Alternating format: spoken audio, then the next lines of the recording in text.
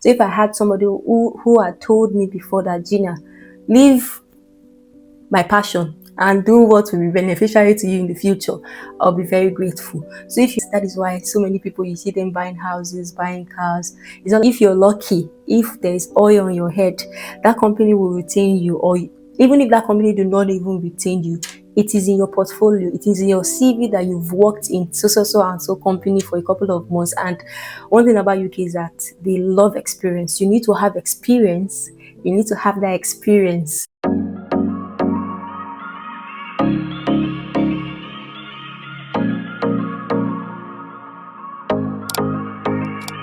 Hello guys, you're welcome back to my channel. It's nice to see you guys again. Yeah, I know I'm not seeing you, but thank you for stopping by.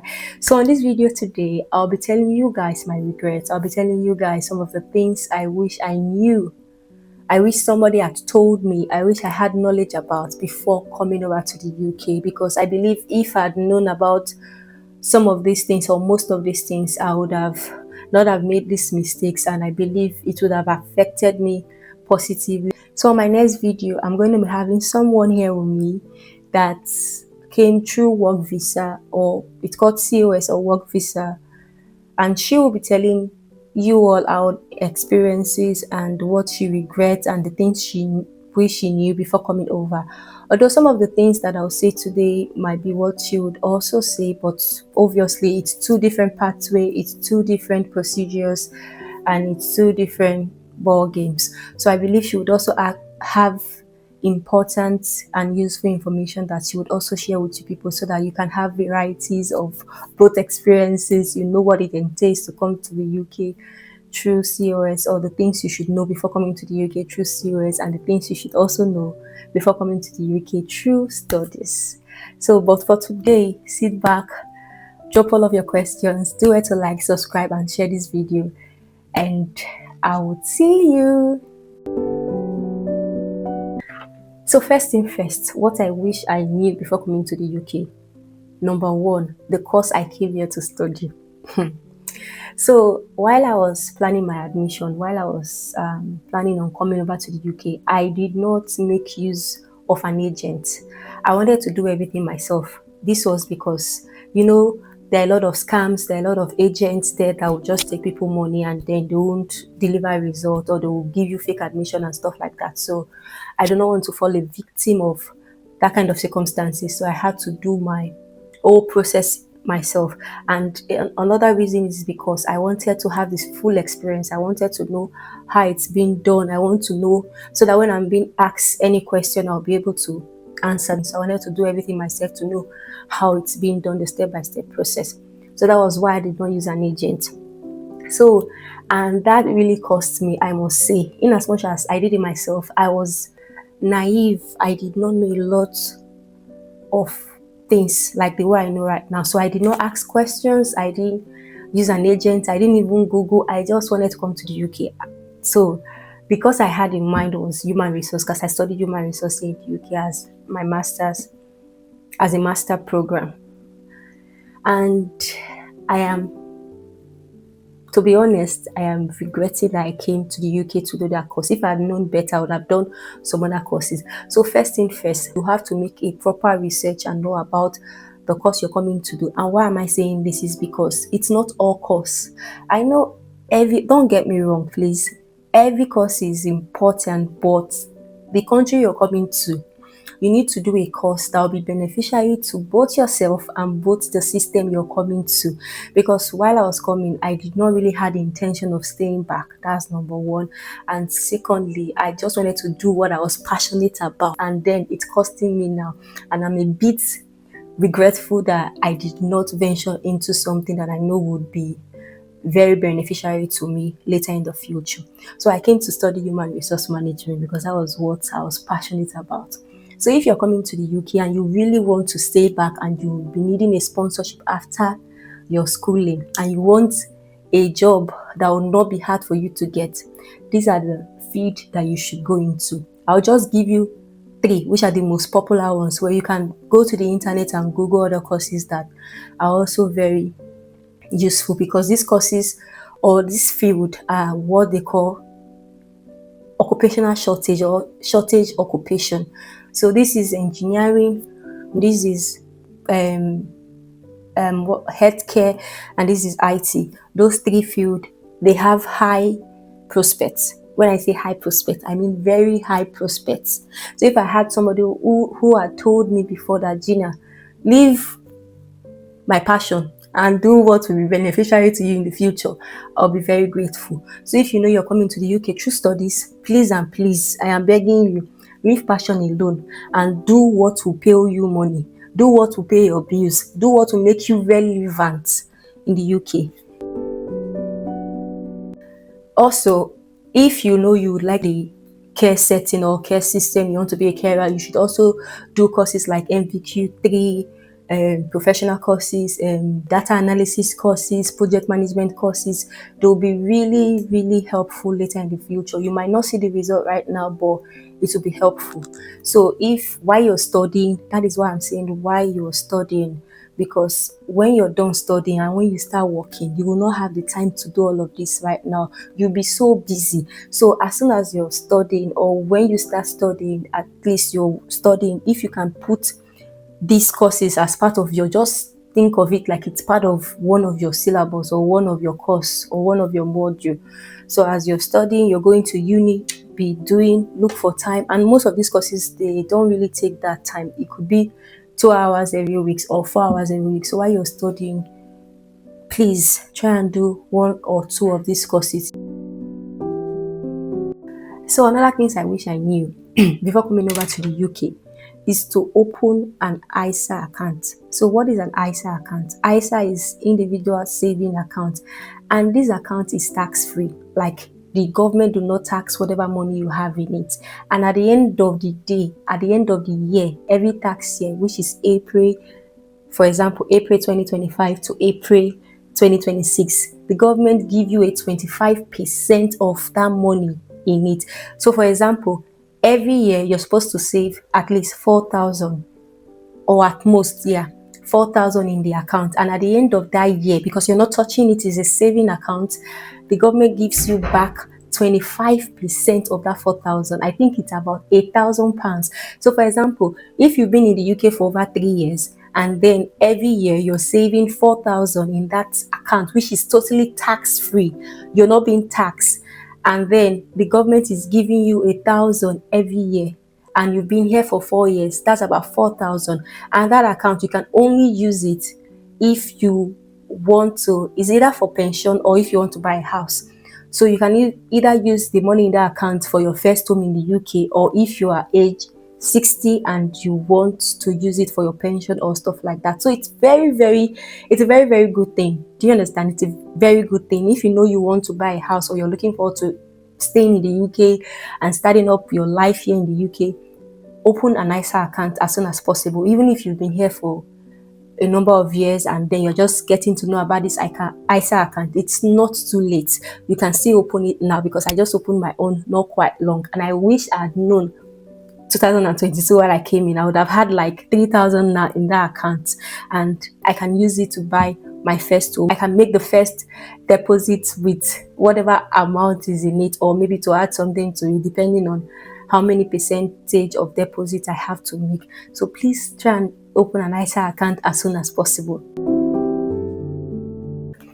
Another thing you should know is that if you're coming through studies, look for 10,000 Black K intern. It's an internship that would give you, it's opening doors for you, let me put it that way. So if I had known before coming, it was when I got to the UK, I knew about this 10,000 Black intern. So if you know you're coming through studies and you're a Black, of course Nigerians, we are Black, look for 10,000 K Black intern and start applying on time, because it's a program that allows you to intern with a company that is paid.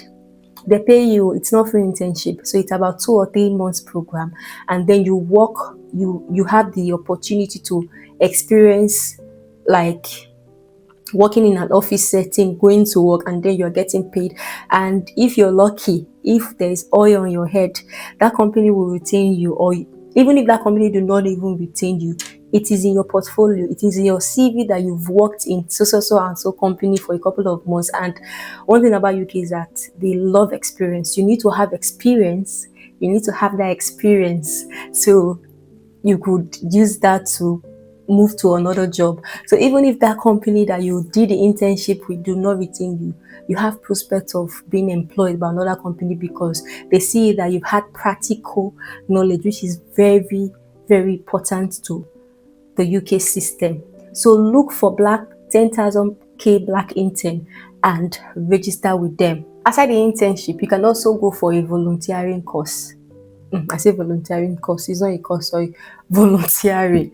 You can go for volunteering. That is to say that it is free. They don't pay for volunteer. You volunteer, like I did a volunteer job also. So it's free.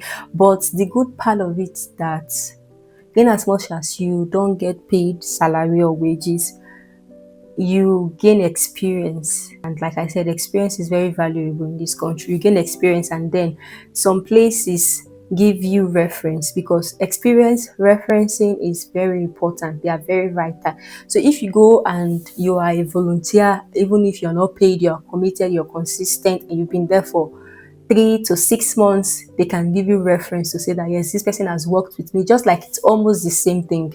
It's the same thing. The only difference is that you are not getting paid, but it's seen as a practical work experience. So try and get an internship role and try and get a voluntary role. So those put together are building your UK experience. UK experience, because that is very necessary. When you start applying for most jobs, they will ask you, do you have up to 2 years UK experience? Do you have up to 3 years UK experience? So those things putting together are building your years and your experience, and it's good for your portfolio. Another thing you should know or you should do before coming over to the UK is to get an international driving license. Because if you have an international driving license from your country, whatever country you are permitted to use it in the UK for, I think, a period of time. I'm not so sure about how many months or how many years, but you're allowed to use that driving license for a period of time. And one good thing about it is that before you go for your driving test, you are already familiar with the system, you're already familiar with the road, you're already familiar with the signs. Because if you have your international driving license, it means that you know how to drive. But then again, you have to do a UK test, a UK driving test to have a UK driving license to use. But they would allow you use it for a period of time, like I've said. And as soon as you start driving, you get familiar with the road, you know where to pass and where not to pass, because they have a lot of restrictions here in the UK. Bus lane, you're not supposed to pass through the bus lane, you're not supposed to park in a particular place, you're not supposed to drive more than a certain speed limit in some areas. So if you're using your international driving license already, you're already knowing your mistakes, you're taking corrections, you're familiar with the road, you're familiar with the signs, you're used to the system. And when you finally go for your driving test here in the UK, you could pass just on the first try, because a lot of people have failed this test over and over and over again. But since you're already used to the driving system, how it's done, there's every possibility for you to pass on the first trial, so you don't waste money and start going to pay tutor and start learning over and over again. So one good thing that I wish I had known before coming over is to get an international driving license so I could start driving ASAP, because it's now that I'm learning how to drive, that I'm starting how to learn how to drive. I've downloaded the app for the theory, and then I'll go over for my practical. But if I had known this thing before coming over, I would have gotten an international driving license and I would have started driving as soon as I got here. Because to be honest, getting a car it's not so expensive. You can get a car for £500 depending on the type you want. You can get a car for £1,000. You can get a car for £800, and I'm not joking. Yes, you can get a car for that amount. And once you get a very small car, you can use it to start learning. You can use it to start driving. And depends on the kind of job you get, it will be very useful. And then when it comes for you to go and get a UK driving license, to be very easy for you to pass your test on the first attempt. So try and get one before moving over to the UK. Another one I wished I knew before coming to the UK is that in Nigeria, We have this system of the more you work, the more you earn. It's not like that here. Oh. It's not the more you work, the more you earn. No. Mm-mm. They've made it in a way that they want everybody to be almost equal. Almost equal. Of course, we have top managerial positions, we have directorates, we have people that are doing businesses. So, like I keep on telling a friend of mine that if you want to make it in this UK, have a business. Do you understand? Because it's not about the more you work. The more you work, the more you pay tax. So when it comes to UK and tax, this is how it is. If I had knew, so it's not about working and working and working. You can be doing 4 days a week, 4 shifts, right? And you get, for example, that 4 days in that week, you get about £315, and then you do 7 days.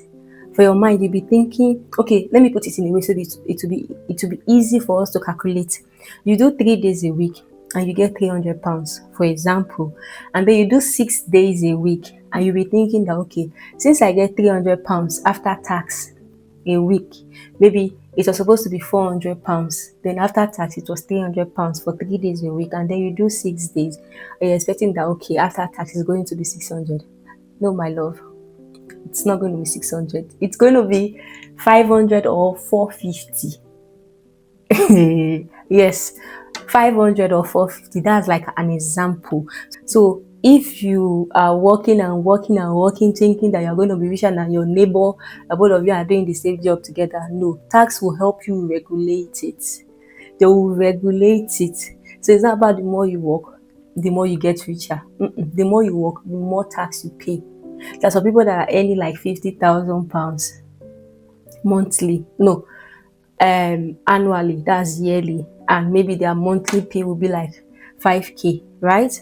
If they tell you how much you get after tax, you might see it there that your normal payment is 5,000, but take home to be like 2,500 or 3,000 or 3,500. So when it comes to tax, that's the system here.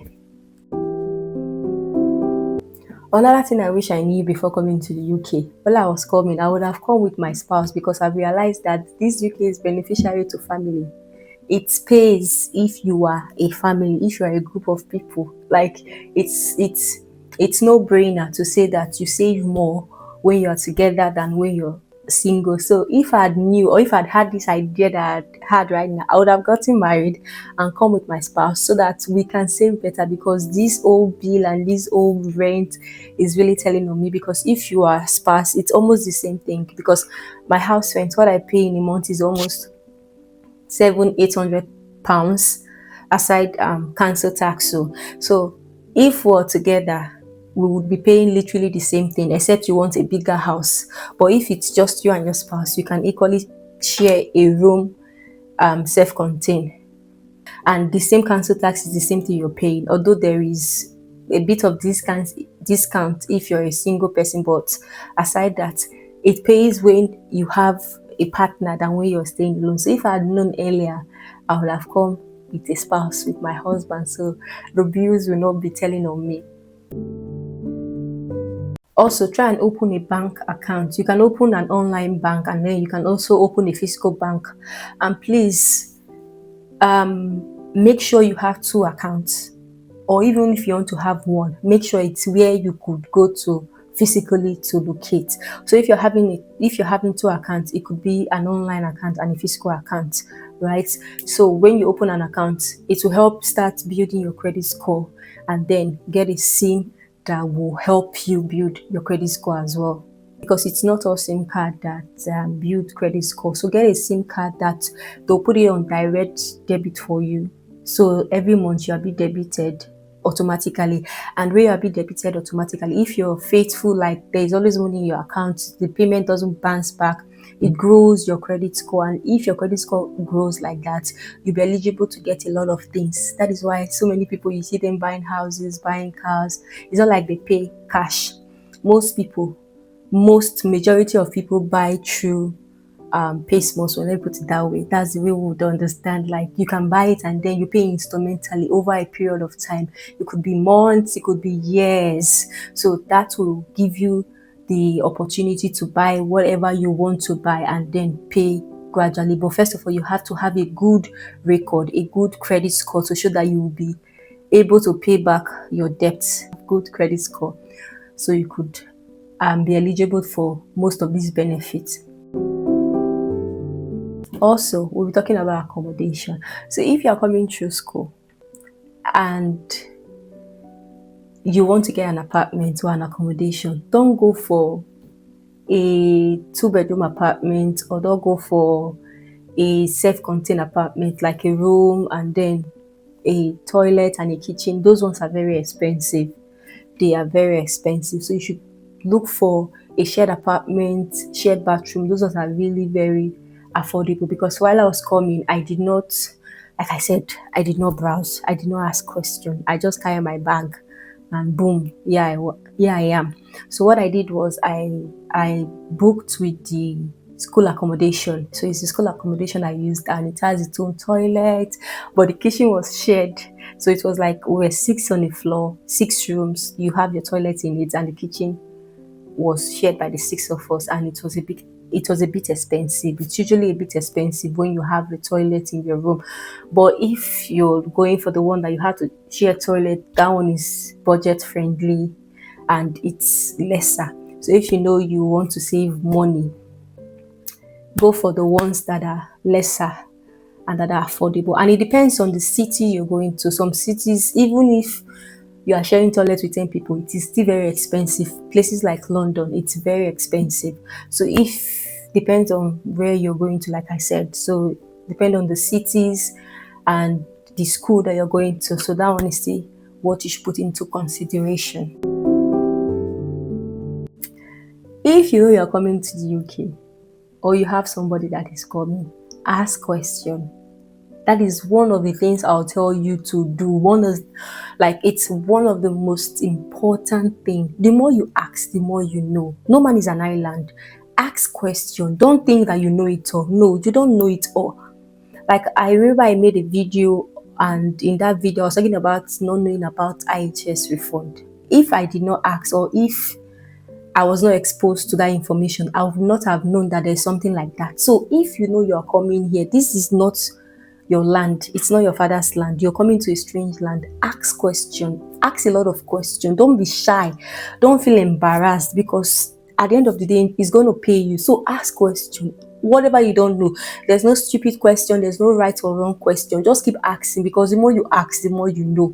Because I did not ask, I did not ask, and I'm regretting till tomorrow, because I know that if I'd asked, I would have gotten some knowledge that I did not know back then. So that is why I'm telling you now, ask question. Don't ever get too shy. Don't ever feel too embarrassed. Ask question. When I came into this country, I was so relaxed. Like, I did not know. In UK, ask anybody, time flies. I came in October 2022. It's almost 3 years. October this year will make me 3 years, right?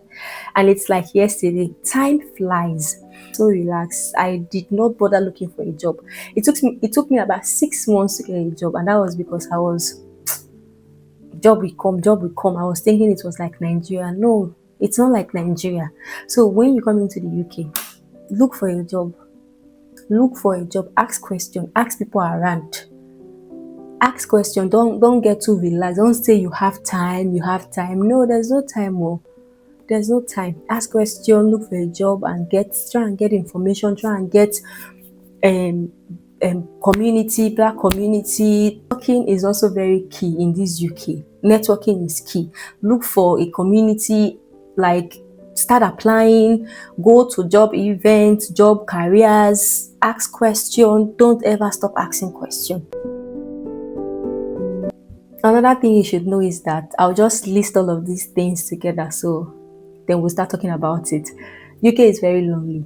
Don't let anybody deceive you. UK is very lonely. Nobody has time for anybody, because everybody is focused on work, work, work, and work. And then sometimes before you get to see your neighbors is in 2 weeks or a month. So it's very, very lonely. So I would say UK is good for people that are introverts.